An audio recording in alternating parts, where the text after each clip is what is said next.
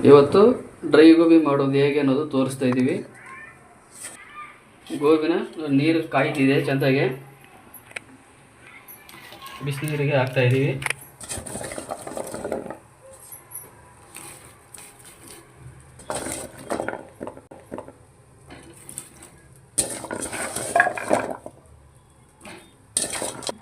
ಈಗ ಒಂದು ಅರ್ಧ ಚಮಚ ಅರಿಶಿನ ಪುಡಿ ಹಾಕ್ತಾಯಿದ್ದೀನಿ.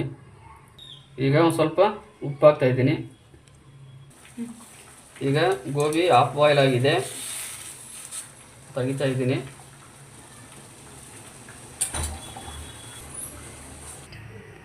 ಈಗ ಶುಂಠಿ ಬೆಳ್ಳುಳ್ಳಿ ಪೇಸ್ಟು 1 ಸ್ಪೂನ್ ಹಾಕೋತಾ ಇದ್ದೀನಿ.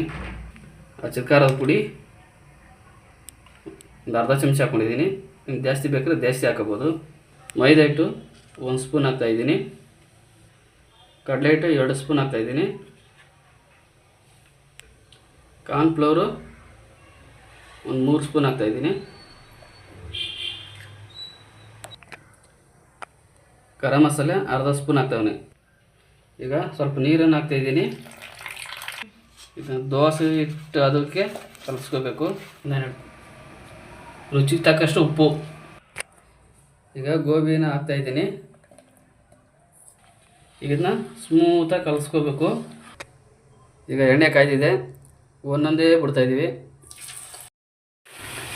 ಈಗ ಗೋಬಿ ಬೆಂದೈತೆ, ಎತ್ತಾಕೋತಾ ಇದ್ದೀನಿ.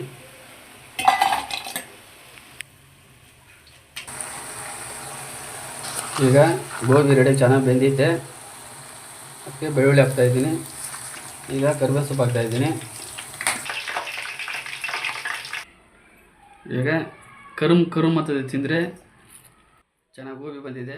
ಕರುಮ್ ಅಂತದೆ. ನೀವು ಮನೇಲಿ ಮಾಡಿ ತಿಂದು ನೋಡಿ.